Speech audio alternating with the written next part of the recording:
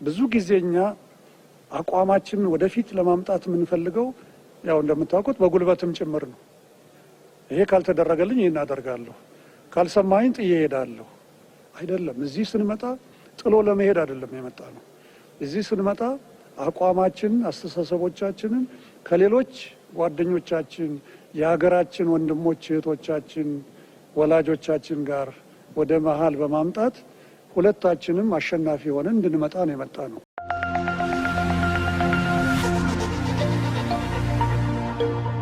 ብዙዎችን የቤት ባለቤት ያደረገው ሜክሲኮ ዳውንታውን ሳይታችን ላይ ሙሉ ለሙሉ ሽያጭ በመጠናቀቁ አስቀድማችሁ ለገዛችሁ እንኳን ደስ አላችሁ እያልን እድሉን አመለጣችሁና ለተቆጫችሁ ደግሞ አዲስ የምስራች ይዘንላችሁ መጥተናል። በመሀል ከተማ ጎተራ ላይ እጅግ ቅንጡ ከባለ 1 እስከ ባለ 3 መኝታ የመኖሪያ ቤቶችን በ5% ቅድመ ክፍያ ማለትም ባለ 1 መኝታ 360 ሺህ ብር፣ ባለ 2 መኝታ 600 ሺህ ብር፣ ባለ 3 መኝታ 798 ሺህ ብር ቅድመ ክፍያ የቤት ባለቤት ይሁን። እንዲሁም የንግድ ሱቆቻችን ላይ ከ5% እስከ 30% የሚሆን ታላቅ ቅናሽ ይዘን እየጠበቅናችሁ ነው። ያስተውሉ፣ ይህ ቅናሽ ቀድሞ ለሚመጡ ውስን ደንበኞች ስለሆነ ታች በምናስቀምጠው ቁጥር ላይ ደውሉልን። በጣም ነው ብለን ከማመናችን የተነሳ እንግዲህ የተለያዩ ምክረ ሀሳቦች የሚመስሉ ጥያቄዎች ይመጣሉ። በዚህ ጊዜ ውስጥ አለመግባባት የሚመስሉ ነገሮች ይታያሉ። አንዳንድ ጊዜ ስሜቶችም ይመጣሉ። እኔ ያልኩት ነገር፣ እኔ ከታች ይዤ የመጣሁት ነገር ወይም እኔ ከቡድኔ ጋር ተወያይቼ ያመጣሁት ነገር ወደፊት ካልመጣልኝማ ልክ አይደለም የሚል ጥያቄ ይነሳል። አንዳንድ ጊዜ ልክ አይደለሙም አልፎ ተርፎ የምክክር ስነ ምግባራችንን እስከ መጣስም ያደርሳል። አልፎ አልፎ የስነ ምግባር ጥሰቶች ሊታዩ ይችላሉ። አንዱን ተሳታፊ ወይም ሌላዋን ማንጓጠጥ ሊኖር ይችላል። ይሄ በጭራሽ በስነ ምግባር ደንባችን ላይ ተቀባይነት የለውም። ሀሳብ ላይ እንወያያለን፣ ሀሳብ ላይ እንመካከራለን፣ ሀሳብ ላይ በተወሰነ ደረጃ ክርክር የሚመስሉ ነገሮች እናቀርባለን እንጂ ሀሳብን ያቀረበውን ሰው ግን መደፍጠጥ ወይም ማሳፈር ወይም ማሸማቀቅ የኢትዮጵያ ሀገራዊ ምክክር የስብሰባ ስነ ስርዓት ደንብ በጭራሽ የማይፈቅደው ነገር ነው። እስካሁን ድረስ የኢትዮጵያ ሀገራዊ ምክክር ኮሚሽን እነኝህን ነገሮች ሁሉ ችሎ ነው እዚህ የደረስ ነው። ለምን 4000ም ተሳታፊዎቻችን ትልልቅ ሰዎች፣ ትልልቅ ሴቶች ናቸው። 4000ም የ120 እና 130 ሚሊዮንን ስሜት ከጀርባቸው ይዘው ነው ወደዚህ አዳራሽ የመጡትና እነኚህ በትልቁ የምናከብራቸው ናቸው። እነኚህ ሰዎች ባለፈው እንዳልኩት ከልሂቅ እስከ ደቂቅ ናቸው። እነኚህ ሰዎች ባለፈው እንዳልኩት ከሚኒስትር ጀምሮ እስከ አርብቶ አደር እስከ አርሶ አደር ድረስ ናቸው። የሚከበር ሀሳብ ይዘው ነው የመጡት። ስለዚህ በዚህ ስነ ምግባር ሂደት እንሂድ ካል እንደ ትምህርት ቤት አንተ ይህን አጥፍተሃል፣ የመጨረሻ ማስጠንቀቂያ፣ አንቺ ይህን አጥፍተሻል፣ በዚህ ስነ ምግባር መሰረት ከዛሬ ጀምሮ እዚህ ስብሰባ ላይ አትገኝም የምንልበትን አግባብ አልተከተልንም። ስለዚህ አሁንም የምናሳስበው ለተመካካሪዎቻችን፣ ለአመካካሪዎቻችን፣ ለፓነል ኦፍ ኤክስፐርቶቻችን፣ ለሁላችንም እኔንም ጨምሮ የማስተላልፈው መልእክት ቢኖር በዚህ ምክክር ሂደት ውስጥ አንደኛው መርህ መከባበር ነው። ሁለተኛው መነጋገር፣ መደማመጥና ወደ መሀል መምጣት ነው። ሶስተኛው ትልቁ ነገር ልናሰምርበት የሚገባው ነገር ቢኖር በየመንደራችን በየአካባቢያችን ይዘን የመጣነውን ጥያቄ እዚህ መልሰን ልንሄድ አይደለም። እዚህ የመጣ ነው ሀገራችንን ኢትዮጵያን ማዕከል አድርገን መሆን አለበት። ይሄ በትክክል ሊሰመርበት ይገባል። ሌላው ልናገር የምፈልገው ነገር ቢኖር እዚህ በአሁኑ ሰዓት ውሳኔዎች እየወሰንን አይደለም።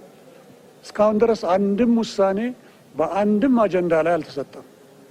ምናልባትም ወደፊትም አይሰጥም። ውሳኔ የሚሰጠው ምንድነው? ምክረ ሀሳብ ነው። ምክረ ሀሳብ በእያንዳንዱ አጀንዳ ላይ እንደዚህ ቢሆን፣ አቅጣጫው በዚህ ቢሄድ እና ተግባራዊ አካላት ይህንን ቢያደርጉ ተብሎ ባለፈውም እንዳልኩት ለህግ አስፈጻሚውም ለህግ አስከባሪውም ወይም ደግሞ ለህግ አውጪውም ለህግ ተርጓሚው የሚተላለፉ ምክረ ሀሳቦች ይሆናሉ። ለፖለቲካ ፓርቲዎች የሚሰጡ ምክረ ሀሳቦች ይኖሩናል። ለሃይማኖት ተቋማት የሚሰጡ ምክረ ሀሳቦች ይኖሩናልና ለተለያዩ ተግባራዊ አካላት የምንሰጣቸው ምክረ ሀሳቦች ነው እንጂ ልክ አሁን እየተንሸራሸረ ያለው ሀሳብ በዚህ ሀሳብ ላይ ድምፅ ብልጫ ይሰጥበታል ሰሞኑን። ስለዚህ በጋራ ተመካክረው ከደጅም ከውስጥም ያሉ ሎቢ ተደርገው በዚህ ውሳኔ ላይ እንዲህ ሊያደርጉ ነው የሚባለው ነገር ከአሉባልታ ያለፈ አይደለም። ስለዚህ ይሄ ለሁላችንም ግልጽ ሊሆን ይገባል። ሂደቱ እንግዲህ 500ዎች ተጀምረዋል። እነኛ 500ዎች በየደረጃው በሚቀጥሉት 2 ቀናት ሁሉም ባለ 500ዎች ወደ ምክክር ይገባሉ ተብሎ ይጠበቃል። ስለዚህ በዛሬው ዕለት 3-4 የሚሆኑ የአጀንዳ ቡድኖች ምክረ ሀሳቦቻቸውን፣ ጥያቄዎቻቸውን፣ የሚያዳብሯቸውን ሀሳቦች ጀምረዋል። ሌሎቹ ደግሞ ቀሪዎቹ 3 እና 4 ደግሞ በነገው ዕለት ይከተሏቸዋል ማለት ነው። እንግዲህ ይህን ተከትሎ አንዳንድ ጥያቄዎች ጠይቃቸዋል። እነሱን እንግዲህ ለመመለስ እሞክራለሁ። የተወሰኑ የስራ ቡድኖች በ30 ቃለ ጉባኤ አጠናቃሪዎች በቀረባላቸው አጀንዳ ምክረ ሀሳብ ላይ የተወያዩ ነው። ትክክል ነው። የተወሰኑ ቡድኖች ደግሞ በ30 ቃለ ጉባኤ አጠናቃሪዎች የቀረበላቸው ቃለ ጉባኤ እንዲሻሻል ሀሳብ ሰጥተው እያሻሻሉ ነው። ይህን ተናግሬያለሁ። እንግዲህ ከእናንተ ውስጥ የተነሱ ጥያቄዎች በርካታ ጭቅጭቆች፣ አለመግባባቶች እንዳሉ እየሰማን ነው። አንዳንዶች ሁኔታው የምክክር ሂደቱን ሊያደናቅፉ ይችላል የሚሉ ስጋት አላቸው። ኮሚሽኑ እንዴት ያየዋል? እንዳልኩት ነው። በዚህ በዳይቨርጀንስ ፌዝ ላይ ወይም በተበታተንበት ሰዓት ላይ እነኚህ ጭቅጭቆች አግባብ ነው ያላቸው። የትኛውም ስለ ዳያሎግ ብታነቡ የመጀመሪያዎቹ ሂደቶች የመጀመሪያው ቀን ተናግሬያለሁ። መጀመሪያ 10 ላይ ሆነን ተነጋገርን። ጥሩ ነበረ። በጣም እየተስማማን የሄድን መሰለ። 50 ላይ ስንደርስ 5 ጊዜ 10 ሀሳቦች መጡ። አንዳንዶቹ የሚያጨቃጭቁን መሰሉ። እንደገና በ5 እናባዛው ያንን የበለጠ የሚያጨቃጭቁን የሚመስሉ ሀሳቦች መጡ። ይሄ ተገቢ ነው። መጨቃጨቅ አለብን። ተጨቃጭቀን ተነታርከን ነው ወደ መሀል የምንመጣውና ወደ መሀል ማለት ወደዚህ ወደ ፌዝ ኦፍ ኮንቨርጀንስ የምንለው ወይም ወደ መሰባሰብ ምዕራፍ ስንደርስ ያን ጊዜ የራሳችን የግል ሀሳቦቻችን እየጣል የጋራ ሀሳቦቻችንን ኢትዮጵያን እያማከል ወደ መሀል እየመጣን እንሄዳለን ማለት ነው። እንደውም እስካሁን ድረስ አንዳንድ የሚገርሙ ሀሳቦች ቀደም ብለው ወደ መሀል እየመጡ ነው። በሚገርም ሁኔታ ቀደም ብለው እንደው በጣም ያጨቃጭቁናል ብለን የምንፈራቸው የነበሩ ሀሳቦች ሁላቸውም ህዝቦቻችን ይሄማ የኛ ነው፣ ይሄማ አንድ የሚያደርገን ነው፣ ይሄማ የጋራ የሚያደርገን ነው እያሉ የመጡባቸው ወደፊት በሂደት የምታውቋቸው ቀደም ብለው ገና በጠዋቱ ወደ መሀል የመጡ አጀንዳዎችና የአጀንዳ ጥያቄዎች አሉ። የተለያዩ የምክክር ባለድርሻ አካላት በሂደቱ ላይ ቅሬታዎች እየቀረቡ እንደሆነ ይሰማል። ምን አይነት ቅሬታዎች በእነማን ቀረቡ? ኮሚሽኑ ምን ምላሾች እየሰጠ ነው? እንግዲህ እዚህ ያሉት ከ60 በላይ ፖለቲካ ፓርቲዎች አሉ። በርካታ ሃይማኖት ተቋማት ተወካዮች አሉ። እጅግ በርካታ የሆኑ የማህበረሰብ ተወካዮች አሉ። ሁላቸውም የየራሳቸው ጥያቄዎች ይኖራሉ። ቀደም ብዬ እንዳልኩት ሁላቸውም የየራሳቸው አጀንዳዎች ቀድመው ከፊት እንዲቀርቡላቸው ይፈልጋሉ እና በዚህ ሂደት ውስጥ አቤቱታዎች ይኖራሉ። የኔ ሀሳብ በዚህ ቃለ ጉባኤ ላይ አልተካተተልኝም፣ በ50ው ላይ አልገባልኝም፣ በ250ው ላይ አልገባልኝም፣ አሁን ለ500 በሚቀርበው ላይ አልገባልኝም። ብዙ ጊዜ የሚያጨቃጭቁ የሚመስሉት ወደኛ ሲመጡ የሪፍሬሚንግ ወይም ሪፍሬዚንግ ወይም ሀረጎችን በትክክል ማስቀመጡ ላይ ነው። ይሄ እኮ ብሔር ብሔረሰቦችን የሚነካ አገባብ ነው፣ አያያዝ ነው፣ ለምን ወደዚህ አይቀየርም? ወይም ደግሞ በእንደዚህ አይነት ስብሰባ ላይ እኮ አንድ ሰው ብድግ ብሎ እኔን አንጓጠጠኝ፣ እኔን ሰደበኝ ጭራሽ፣ ይሄ በትክክል የምንቀበለው ነገር አይደለም። ወይም የኔን አካሄድ ተቃወመ፣ ወይም እኔን ከዚህ ቡድን ጋር ለጠፈኝ፣ ይሄም መፈረጅ በጭራሽ የሚመከር አይደለም። በዳያሎግ ሂደት ውስጥ ግን እንዳልኩት በየጊዜው እንደምንለው የአፍ ወለምታዎች ያጋጥማሉ። እዚህ ላይ ነው እንግዲህ እየተቻቻልን እዚህ የደረስ ነው። አንዳንዶች ስለመቻቻል ብለው የሀገር ኃላፊነትን ወደፊት በማስቀደም እነኚህ እንደዚህ አይነቶች የሚቀርቡትን ነገሮች ችለው የሚያልፉ አሉ። ሌሎች ግን በቅሬታ መልክ ያመጧቸዋል። ስለዚህ የኢትዮጵያ ሀገራዊ ምክክር ኮሚሽን የቅሬታ መቀበያ ዘዴ አለው። ቅሬታዎችን የሚቀበሉ ከፍተኛ ኤክስፐርት አሉ። እሳቸው ደግሞ ያንን ከጓደኞቻቸው ጋር ሆነው በሚቀባ አቀናብረው ለከፍተኛ ለሊድ ኮሚሽነሮች ያቀርባሉ። እነኛ ኮሚሽነሮች ካዩ በኋላ ውሳኔ እንዲሰጡ ያደርጋሉ። አስፈላጊ ከሆነ ወደ ኮሚሽኑ ምክር ቤት ያቀርባሉ። አለበለዚያ ግን በእንደዚያ እንዲወሰን ይደረጋል።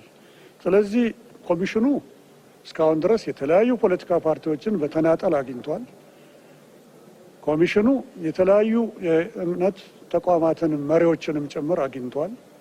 ምክንያቱም ያሉ ስሜቶችን እንዲረጋጉና ወደፊት እንዲሄዱ ማድረግ እንዲቻል እነሱንም አግኝቶ አነጋግሯል። ብዙዎቹ ደግሞ ፖለቲካ ፓርቲዎችም ሆነ የሃይማኖት ተቋማት መሪዎች ትልቅ ድጋፍ እየሰጡ ነው ያሉት እስካሁን ድረስ። አንዳንድ ጊዜ እንግዲህ ስሜት ይነሳና አይ እኔ እንዲህ ካልሆነልኝማ እንዲህ አደርጋለሁ የሚሉ እንግዲህ ካለፈው ከዳያሎግ ባህል ሳይሆን ዳያሎግ አዲስ ነው። ከሌሎች እስካሁን ከመጣንባቸው የክርክር የፖለቲካም ሆነ የሌሎች ክርክር ባህል በመነሳት ብዙ ጊዜኛ አቋማችንን ወደፊት ለማምጣት የምንፈልገው ያው እንደምታውቁት በጉልበትም ጭምር ነው።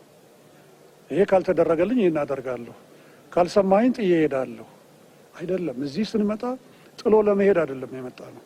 እዚህ ስንመጣ አቋማችን፣ አስተሳሰቦቻችንን ከሌሎች ጓደኞቻችን፣ የሀገራችን ወንድሞች እህቶቻችን፣ ወላጆቻችን ጋር ወደ መሀል በማምጣት ሁለታችንም አሸናፊ ሆነን እንድንመጣ ነው የመጣ ነው። አሸንፎ ለመምጣት ቢሆን እውነት ነው። ካልሰማኝ ጥዬ እወጣለሁ። የኔን ቃል ካልሰማ ልክ አይደለም። እኔ ተማርኩ ስለሆነ እኔ እውቀት ያለኝ ሰው ስለሆንኩ የኔንም አካል ተከተልክ ምኑን ነው ማለት ይቻላል። ትልቅ እውቀት ይዘው የመጡት ከወረዳ ይዘው የመጡት ደግሞ እህት ወንድሞቻችን ደግሞ እነሱም እውቀት ይዘው መጥተዋል። እነሱም መደመጥ አለባቸው። ስለዚህ እነሱም እንዴ እኛ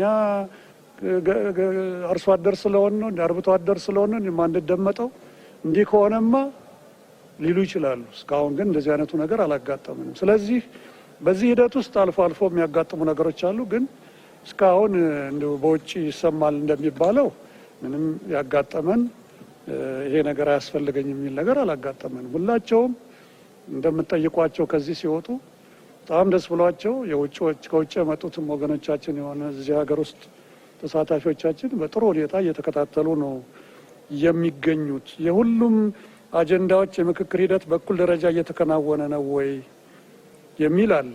አይደለም፣ እንትኖች ይለያያል፣ አጀንዳዎች ይለያያሉ። አገር ግንባታ እንደምታውቁት በጣም ሰፊ ነው። የተቋማት ግንባታ፣ የመንግስት አወቃቀር የመሳሰሉት በጣም ሰፋፊ ናቸው። እነኛ ማለት ግን የሰላም ግንባታ ወይም የሙስና ጉዳይ፣ የሃይማኖቶች ጉዳይ ትንንሾች ናቸው ማለት አይደለም። ግን እንዳቀራረቡ እና እንደ ሰዎቹ ዝግጅትና እንደ ሰዎቹ ወደ መሀል የመምጣት ፍላጎት አካሄዱ ሊለያይ ይችላል። ስለዚህ ሁሉም አጀንዳዎች እኩል ባለመሆናቸው ነው ሶስቱ ዛሬ 500 ላይ ደርሰዋል። የሚቀሩት 3ቱ ወይም 4ቱ ደግሞ ነገ ጠዋት 500 ላይ ይጀምራሉ።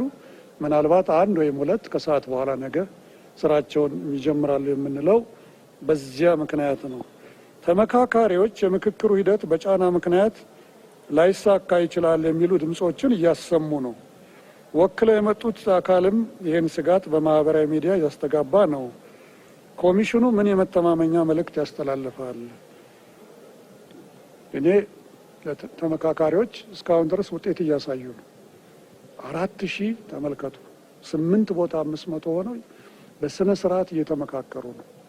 4000 ከተለያዩ ቦታ የመጡ ህዝቦች ወገኖቻችንን ይዞ እዚህም እዚያም አልፎ አልፎ ድምጾች ጎላ ብለው ተሰሙ ማለት ምንም አይደለም። ትምህርት ክፍል ውስጥ እኮ 30 ተማሪዎች ያሉበት ክፍል ውስጥ እኮ አንዳንድ ጊዜ እኮ ጩኸት ሊሰማ ይችላል።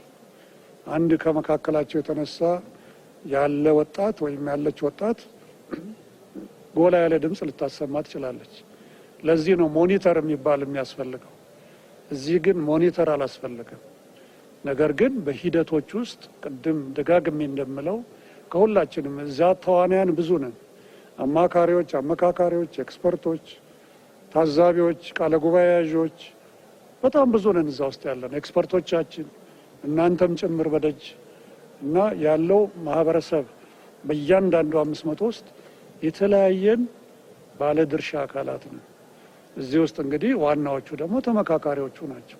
በዚህ ሁሉ ሂደት ውስጥ የሚነሱ የተወሰኑ ሰጣ ገባዎች ሂደቱ እንደተዳከመ ወይም ደግሞ ሂደቱ መጨረሻው ውጤቱ እንደማያምር አድርጎ መገመት በጭራሽ ተገቢ አይደለም። ስለዚህ ሁልጊዜም እንደምንለው 8 አጀንዳዎች ላይ ነን። በተወሰኑት ላይ በእርግጠኝነት ጥሩ ምክረ ሀሳብ ይዘን እንቀርባለን የሚል ተስፋ አለኝ። ቢቻል በአብዛኞቹ ላይ ወይም ቢቻል በሁሉም አለበዛ የተወሰኑት ሊያድሩ ይችላሉ፣ የተወሰኑት ደግሞ በሌላ አፈታት ሊፈቱ ይችላሉ። ሁሉንም ግን 8ቱንም የግድ ጨርሰን እንወጣለን የሚል አይደለም። አንዳንዶቹ ጊዜ ይፈጃሉ። አንዳንዶቹ የእናንተን ወደፊት ተዋጽኦ ይፈልጋሉ። ምናልባት ወደ ትውልድም ሊሻገሩ የሚችሉ ጥያቄዎች ሊኖሩ ይችላሉ። ይሄ በዳያሎግ ውስጥ ያለ ነገር ነው። ስለዚህ ሁልጊዜ እንደምለው ዳያሎግ ይጀመራል እንጂ እንደዚህ በማግስቱ የሚያልቅ ነገር አይደለም። ባለፈው ምሳሌ ስለሰጠዋችሁ ወደዚያ አልሄድም። ስለዚህ ኮሚሽኑ መተማመኛ መልእክቱ ጥሩ ጀምረናል። በእግዚአብሔር ፈቃድ ጥሩ እየሄድን ነው። 1 ወር ፈጅተናል እና እንደ እግዚአብሔር ፈቃድ እንግዲህ በቀጣዮቹ 1 እና 2 ሳምንት ውስጥ ስራዎቻችንን እናንተም ለማብሰር እንችል ይሆናል ብዬ ተስፋ አረጋለሁ። ስላዳመጣችሁኝ ውጭም ሆናችሁ በሀገርም ውስጥ ያላችሁ በሙሉ እንደው በትህትና ስላዳመጣችሁኝ አመሰግናለሁ።